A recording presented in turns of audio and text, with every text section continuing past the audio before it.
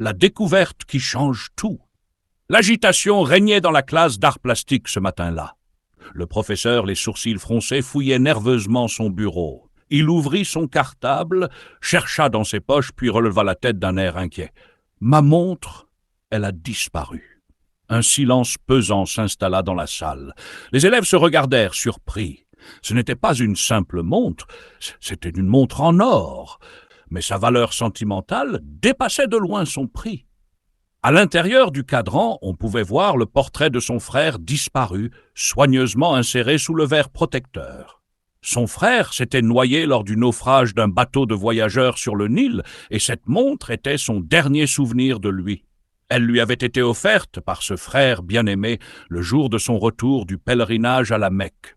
Les traits du professeur se durcirent. C'est un souvenir précieux, je veux qu'on la retrouve immédiatement. C'est alors que Samy, d'un ton calme et calculé, proposa « Monsieur, peut-être devrions-nous vérifier les sacs des élèves, au cas où quelqu'un l'aurait prise par erreur. » Le professeur hésita. Il était peu favorable à cette idée, mais face à l'urgence, il finit par accepter. « D'accord, ouvrez tous vos sacs. La fouille des sacs, un à un. » Les élèves obéirent sous le regard attentif du professeur et de la classe entière. Lorsque le professeur arriva devant Zacharia, quelque chose d'étrange attira son attention. Un éclat brillant provenait de l'intérieur de son sac. Les autres élèves intrigués se penchèrent pour voir de quoi il s'agissait. Le professeur fronça les sourcils, plongea la main dans le sac et en sortit une petite cuillère en argent. Zacharia rougit immédiatement. « C'est juste ma cuillère !»« Monsieur, je l'emporte toujours avec moi pour manger mes collations, » expliqua-t-il d'une voix tremblante. Les élèves échangèrent des sourires amusés, certains pouffèrent de rire. Le professeur hocha la tête, soulagé, et lui rendit la cuillère. Zacharia rangea sa cuillère précieusement, encore embarrassé par ce malentendu. L'attention se reporta alors sur la fouille. Lorsque vint le tour de Jamil, une onde de choc parcourut la salle. La montre en or du professeur était là, bien en évidence, au milieu de ses cahiers. Un murmure grandit parmi les élèves. « Jamil ?» souffla une voix incrédule. Le professeur le fixa avec un regard empli de déception. « Jamil, peux-tu nous expliquer cela ?» Jamil, sous le choc, tenta de se défendre. « Je n'ai rien fait, je ne sais pas comment elle est arrivée là. Mais qui le croirait ?» Qui était Jamil? Jamil, un élève hors du commun avant cette terrible accusation, Jamil était bien plus qu'un simple élève. Élève en 4e année secondaire, il suivait un programme d'art où il excellait dans la sculpture et les arts plastiques. Son amour pour l'archéologie et la civilisation égyptienne était connu de tous. Il pouvait passer des heures à étudier les hiéroglyphes, les sarcophages et les structures antiques des pharaons. Sa passion ne s'arrêtait pas là. Jamil était également un grand lecteur, admirant particulièrement Taha Hussein, dont il lisait les œuvres avec ferveur. Il voyait en lui un modèle de persévérance et de sagesse, un homme qui, malgré son handicap, avait su s'élever au rang des plus grands penseurs arabes. Toujours avide de connaissances, il posait des questions pertinentes, stimulant même ses professeurs. « Monsieur, pensez-vous que l'aveuglement de Taha Hussein lui a permis de voir plus loin dans l'âme humaine ?» Dans sa ville, Jamil jouissait d'une réputation admirable. Ses parents étaient fiers de lui, non seulement pour son talent artistique, mais aussi pour ses qualités humaines. Il était respectueux, travailleur et prêt à aider quiconque avait besoin de lui. Ses œuvres lui avaient valu plusieurs prix, mais l'un d'entre eux l'avait rendu célèbre dans toute son école. Lors d'un grand concours artistique, Jamil avait créé une miniature des pyramides de Gizeh, une sculpture d'une précision impressionnante. Son talent éclata au grand jour et la direction de l'école décida de placer son œuvre à l'entrée principale. Désormais, tous les élèves et visiteurs pouvaient admirer son travail en franchissant les portes de l'établissement. Un monde qui s'effondre, la vie de Jamil, après l'accusation. Dès le lendemain, la rumeur se répandit dans toute l'école, puis dans le quartier et même au-delà. Les regards changèrent. Les élèves qui l'admiraient autrefois le méprisaient maintenant. « Tu as entendu parler de Jamil ? Qui aurait cru qu'un élève aussi brillant soit un voleur ?» Ses parents furent bouleversés. Eux qui étaient si fiers de leur fils, qui vantaient ses réussites, furent submergés par la honte. Son père, un homme respecté dans le quartier, baissait la tête lorsqu'il croisait des connaissances. Sa mère pleurait en silence, incapable d'accepter que son fils soit traité ainsi. Même son chef-d'œuvre fut retiré de l'entrée de l'école. Nous ne pouvons pas laisser une œuvre appartenant à un voleur orner notre établissement. La miniature des pyramides, symbole de son génie, fut retirée et rangée dans un débarras poussiéreux. C'était la plus grande humiliation de sa vie. Un oubli général, sauf pour la miss. Jamil fut vite oublié et la vie à l'école reprit son cours comme si de rien n'était. Seule la miss restait troublée, incapable d'ignorer ce qu'elle avait remarqué ce jour-là. La miss était dans la même classe que Jamil depuis la première année. Elle le connaissait bien, connaissait son sérieux, son intelligence et son comportement irréprochable. Sa maman remarqua qu'elle était souvent distraite et pensive. Un jour, elle aborda la question avec elle. « La miss, est-ce que tu es sûre que tout va bien? Je te vois différente que d'habitude. Tu as des soucis à l'école, ma chérie ?» La miss hésita un instant avant de répondre. « Non.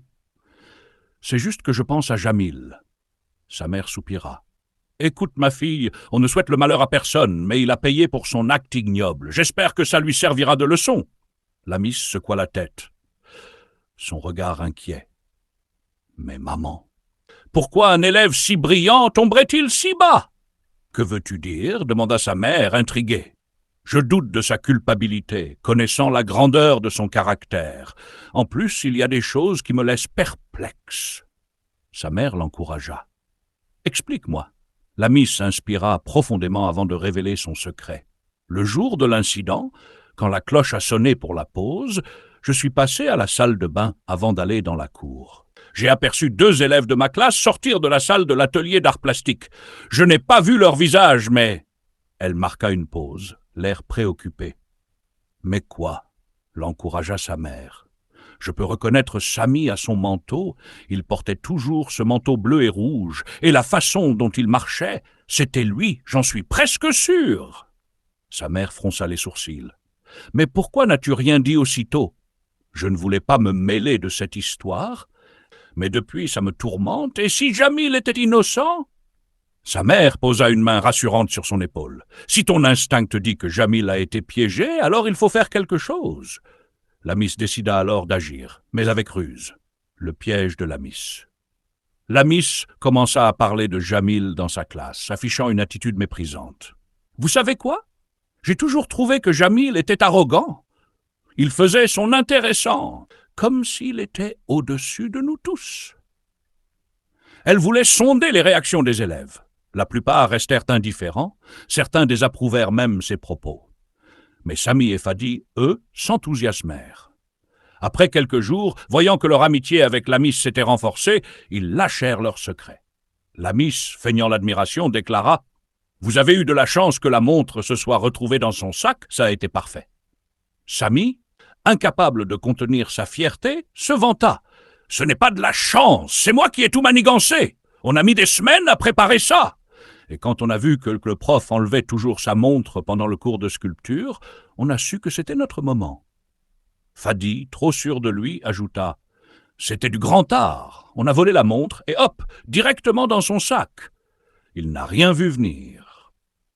Il laissa échapper un petit rire avant d'ajouter d'un ton plus sérieux « Mais écoute, la miss, ce qu'on vient de te dire, ça doit rester entre nous, compris? Personne ne doit être au courant. Si ça s'apprend, on pourrait avoir de sérieux ennuis. » Samy planta son regard dans celui de la miss, cherchant une assurance. Elle fit semblant d'hésiter, puis hocha lentement la tête. « Ne t'inquiète pas, Samy, ce secret restera bien gardé. » Le soir même, elle raconta tout à sa mère. « On doit agir vite, » déclara cette dernière. Elle accompagna la miss chez le directeur. L'enquête du directeur. Le directeur de l'école, alerté par la miss et sa mère, prit l'affaire au sérieux. Il n'était pas encore convaincu de l'innocence de Jamil, mais l'idée que l'enquête ait pu être précipitée et qu'une erreur ait pu être commise le poussa à agir avec prudence. Il savait que la réputation d'un élève était en jeu, et il voulait donner à Jamil une chance équitable, tout en s'assurant que cette affaire soit réglée une bonne fois pour toutes. Plutôt que de confronter directement Samy et Fadi, ce qui risquait de les mettre sur leur garde, il choisit une approche plus subtile.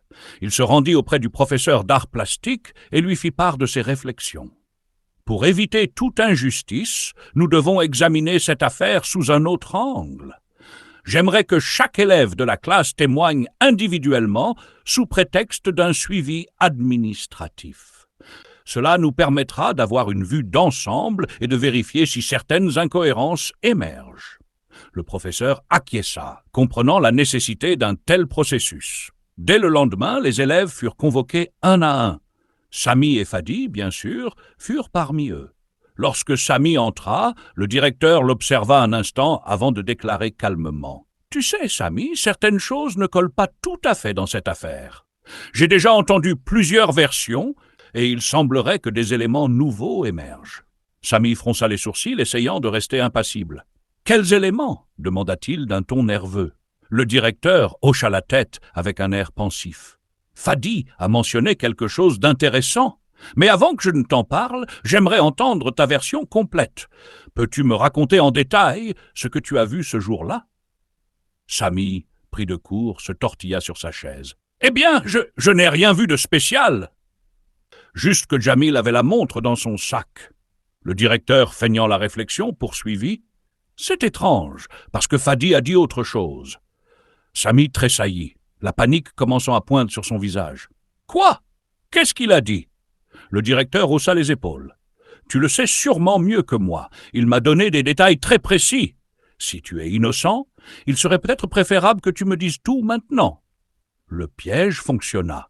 Samy, croyant que Fadi l'avait trahi, se précipita à se justifier et finit par s'accuser lui-même. Fadi, confronté à la même approche, s'empressa d'accuser Samy en retour. Le directeur, ayant obtenu des aveux contradictoires de Samy et Fadi, décida de les confronter directement. Dans son bureau, il les fit asseoir face à face. L'atmosphère était lourde. Un silence pesant s'installait entre eux. Le directeur croisa les bras et observa les deux garçons avant de déclarer d'un ton calme mais ferme. « Bien, nous allons maintenant éclaircir cette affaire une bonne fois pour toutes. » Fadi, nerveux, baissait la tête, tandis que Samy tentait de garder une façade impassible. Le directeur s'adressa d'abord à Fadi. « Tu m'as dit que Samy était l'instigateur de toute cette affaire, que tu t'étais simplement laissé entraîner. » Fadi hésita un instant, jetant un coup d'œil furtif à Samy avant de répondre. « Oui, monsieur, c'est lui qui a tout planifié. Il voulait que Jamil tombe et il m'a convaincu de l'aider. » Le directeur hocha lentement la tête et tourna son regard vers Samy. « Alors, Samy, qu'as-tu à dire ?»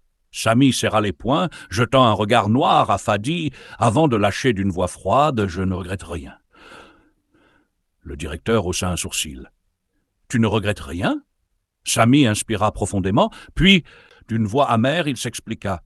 « Depuis que je suis dans cette école, c'est toujours la même histoire. Toujours Jamil, toujours lui qu'on met en avant, qu'on applaudit, qu'on récompense. Peu importe combien je travaille, peu importe mes efforts, c'est toujours lui qui est le premier. C'est injuste. » Il jeta un regard furieux au directeur avant de poursuivre. « Et vous l'encouragez, vous le favorisez. Sa sculpture exposée à l'entrée de l'école, c'était la goutte de trop. Pourquoi lui et pas moi? Pourquoi est-ce que, quoi que je fasse, il est toujours celui qu'on met sur un piédestal ?» Sa voix tremblait entre frustration et colère.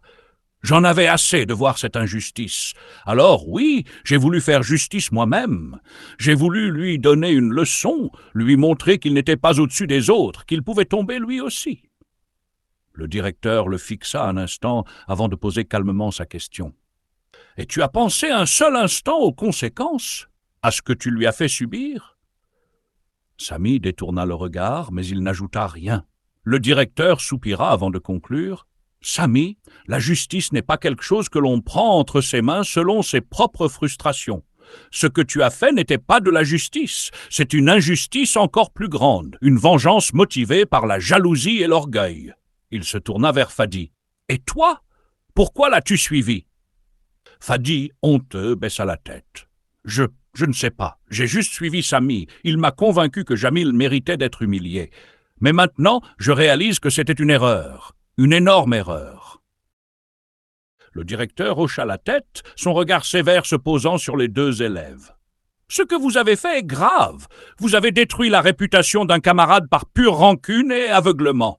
Ce n'est pas ainsi que l'on répare une prétendue injustice. » Samy resta silencieux, le poids de ses actes commençant enfin à l'atteindre. L'affaire était désormais claire. Jamil avait été victime d'une rivalité malsaine et d'un sentiment d'injustice mal dirigé. Mais désormais, la vraie justice venait de triompher. Que s'est-il vraiment passé? Ce jour-là, Père d'art plastique animait un atelier de sculpture où les élèves travaillaient sur des bas-reliefs inspirés des motifs de l'Égypte antique. Comme à son habitude, avant de commencer la pratique, il retira sa montre en or et la posa sur son bureau pour éviter qu'elle ne soit tachée par l'argile. Les élèves étaient absorbés dans leur travail, manipulant la matière, sculptant avec concentration. Puis la cloche sonna, annonçant la pause. « Vous pouvez laisser vos travaux sur vos tables, nous reprendrons après la récréation. » Aussitôt, les élèves se levèrent et sortirent pour profiter du temps de pause dans la cour. Mais Samy et Fadi ne rejoignirent pas leurs camarades immédiatement. Ils attendirent quelques instants que le couloir se vide, puis discrètement, ils firent demi-tour et retournèrent à l'atelier, sous prétexte d'un passage inaperçu. La salle était silencieuse, seule la lumière du jour éclairait les tables recouvertes de travaux en cours. Fadi resta près de la porte, guettant le moindre mouvement dans le couloir. Pendant ce temps, Samy s'avança vers le bureau du professeur, où reposait la montre en or. D'un geste rapide, il s'en empara et la glissa aussitôt dans sa poche. Sans perdre une seconde, ils se dirigèrent vers la table de Jamil, où son sac était resté ouvert sous sa chaise. Samy jeta un dernier regard à Fadi, qui lui fit signe que la voie était libre. D'un mouvement fluide et rapide, il glissa la montre entre les cahiers de Jamil et referma légèrement le sac. « C'est fait, on s'en va », souffla-t-il. Les deux garçons quittèrent l'atelier en hâte, rejoignant discrètement le reste des élèves dans la cour, comme si de rien n'était. Quelques instants plus tard, la miss, sortant de la salle de bain, aperçut deux élèves de sa classe filer en courant dans le couloir, retournant précipitamment à l'extérieur. Elle ne vit pas leur visage, mais elle reconnut le manteau bleu et rouge de Samy, ainsi que sa démarche. Lorsque la cloche retentit à nouveau, annonçant la reprise du cours, les élèves revinrent en classe, sans se douter que le piège était déjà en place. Qui était Samy? Samy était un excellent élève, mais toujours deuxième dans toutes les épreuves confondues. Peu importe le domaine, peu importe les efforts qu'il fournissait, Jamil était toujours devant lui. Cette frustration, longtemps contenue, se transformait peu à peu en amertume. Mais ce fut le concours d'art plastique qui fit déborder le vase. Ce jour-là, Samy avait tout donné. Il avait passé des heures à perfectionner son œuvre, convaincu que cette fois, ce serait son moment de gloire. Mais lorsque les résultats furent annoncés, Jamil fut encore une fois sacré vainqueur, son œuvre exposée fièrement à l'entrée de l'école. Chaque matin, en arrivant, Samy voyait cette sculpture des pyramides de Gizeh et avec elle le rappel cruel de sa défaite. Toujours lui, toujours Jamil. Il sentait grandir en lui un sentiment d'injustice. Il était persuadé que l'école favorisait Jamil, que quoi qu'il fasse, il ne serait jamais reconnu à sa juste valeur. C'est à ce moment-là qu'une idée naquit dans son esprit. Si on ne voulait pas le reconnaître comme le meilleur, il ferait en sorte que Jamil ne puisse plus l'être non plus. Lorsqu'il remarqua que le professeur d'art plastique retirait toujours sa montre pendant les ateliers, il sut que c'était l'occasion parfaite. Il ne pouvait pas surpasser Jamil par le talent, alors il le ferait tomber autrement. La réhabilitation de Jamil et le courage de la miss. Lorsque la vérité éclata, le directeur de l'école organisa une assemblée générale en présence de tous les élèves et du personnel. Il était temps de réparer l'injustice subie par Jamil. Dans la grande salle, un silence pesant régnait. Tous attendaient que le directeur prenne la parole. Il fixa un instant Samy et Fadi, puis tourna son regard vers Jamil, qui se tenait droit, malgré les semaines d'humiliation qu'il avait traversées. D'un ton solennel, il déclara « Aujourd'hui, nous devons corriger une erreur. » Après une enquête approfondie, il a été établi que Jamil était innocent des accusations prises contre lui. Il a été victime d'un complot injuste, motivé par la jalousie et la rancune. Un murmure parcourut la salle. Certains élèves qui avaient douté de Jamil baissèrent les yeux honteux. Le directeur continua, plus fermement. Nous avons tous été témoins de l'injustice dont il a souffert. Son honneur a été bafoué, sa réputation salie. Mais aujourd'hui, nous reconnaissons publiquement qu'il n'a jamais commis ce vol et que tout cela n'était qu'une manipulation sournoise. Puis, il se tourna vers Sami et Fadi, les fixant avec sévérité. Vous avez non seulement piégé un camarade innocent, mais aussi trahi la confiance de toute l'école. Par conséquent, vous devez vous excuser publiquement devant Jamil et devant tous ceux qui ont cru à vos mensonges. Les deux garçons avancèrent lentement, la tête basse. L'heure de l'humiliation était venue, mais cette fois, elle était méritée. Sami prit une profonde inspiration avant de parler d'une voix tremblante. « Jamil, nous avons agi par jalousie et méchanceté. Nous avons voulu te faire du mal et nous avons commis une terrible erreur. Nous sommes désolés. Fadi, mal à l'aise, ajouta « Nous espérons que tu pourras nous pardonner un jour. » Jamil les écouta en silence, sans exprimer ni colère ni triomphe. Son silence en disait long. Le directeur s'adressa ensuite à l'assemblée. « Nous devons tous apprendre de cette histoire. Jamil a été injustement accusé, et beaucoup d'entre vous l'ont jugé sans preuve. Nous devons toujours chercher la vérité avant de condamner quelqu'un. » Puis il se tourna vers Lamis, qui se tenait fièrement parmi ses camarades. Mais si la vérité a fini par triompher, c'est aussi grâce au courage de Lamis. Un murmure parcourut la salle. Certains élèves se tournèrent vers elle, réalisant pour la première fois son rôle déterminant dans la réhabilitation de Jamil. Le directeur continua. Elle aurait pu se taire, ne rien dire pour éviter les ennuis, mais elle a eu le courage de parler, de mener sa propre enquête et surtout de défendre un camarade injustement accusé. Nous avons tous une leçon à tirer de son sens de la justice. Puis, sous un tonnerre d'applaudissements, Lamis fut appelé sur scène et reçut une médaille d'honneur pour son courage et son intégrité. Mais la réparation de l'injustice ne s'arrêta pas là. Le directeur annonça avec fermeté « L'œuvre d'art de Jamil, injustement retirée après son accusation, sera réinstallée à l'entrée de l'école, là où elle mérite d'être. » Un frisson parcourut la salle. La sculpture des pyramides de Gizeh, qui avait été reléguée dans un débarras, serait remise à sa place d'honneur. Ce fut le symbole ultime de la réhabilitation de Jamil. Lorsque l'assemblée fut levée, plusieurs élèves qui l'avaient rejeté auparavant vinrent vers lui. Certains lui demandèrent pardon, d'autres reconnaissaient leur erreur en baissant simplement la tête. Ses parents, présents dans la salle, avaient les larmes aux yeux. Leur fils retrouvait enfin la place qu'il méritait. Ce jour-là, Jamil reprit confiance en lui. Il avait traversé l'une des pires épreuves de sa vie, mais il en sortait plus fort, plus respecté et plus terminé que jamais. Quant à Lamis, elle savait qu'elle avait fait ce qui était juste. Et malgré les risques qu'elle avait pris, elle ne regrettait rien. Grâce à son courage, la justice avait triomphé. Le directeur conclut la cérémonie en annonçant une dernière décision symbolique. Désormais, notre école instaurera une nouvelle distinction pour honorer les élèves exemplaires, ceux qui font preuve de persévérance, de talent et d'intégrité. Cette distinction portera le nom de celui qui a su traverser l'injustice avec dignité.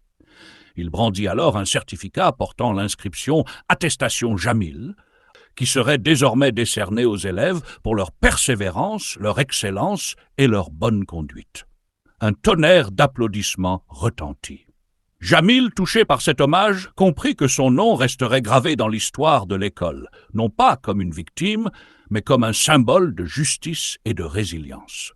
Lorsque le directeur annonça l'instauration de l'attestation Jamil, il fit un signe au professeur d'art plastique qui se leva lentement et rejoignit Jamil sur scène.